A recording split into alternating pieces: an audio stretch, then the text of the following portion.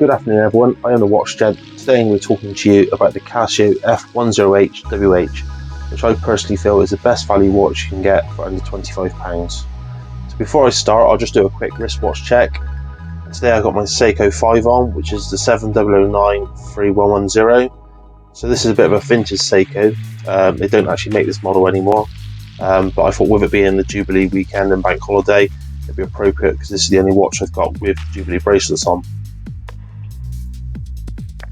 So a bit of history about Casio before I start. Casio are a Japanese company and they have been making affordable watches since 1974.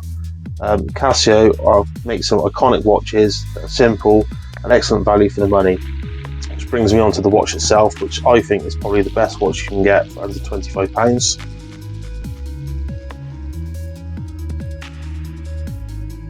One of the reasons I really do like this watch is the actual size of the watch in comparison to the F-91w.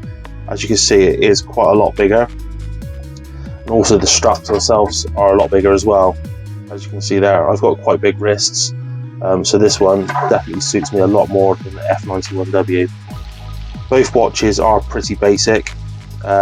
Functions on them are time and date, the alarm, stopwatch, and then the adjustment of the date. This is the same as the actual F-91w. The only other benefit to this one is an illuminator, as I can show you here, which is quite a lot different to the actual F-91w. As you can see there, that just has a very small little LED in the top corner there. So out of the two, I personally think this one is a lot better for people with bigger wrists.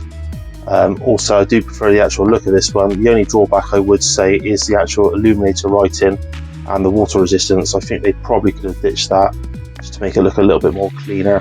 But I do personally like the actual sort of chunkiness of it and the slightly sort of looking of the G-Shock in comparison to this one.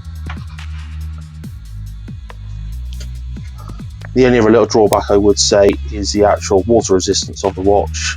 There is no actual depth rating on this, so just treat it as sort of splash proof as opposed to sort of going and swimming with it. But for the money, if it does actually sort of break, it's not going to be sort of any real loss.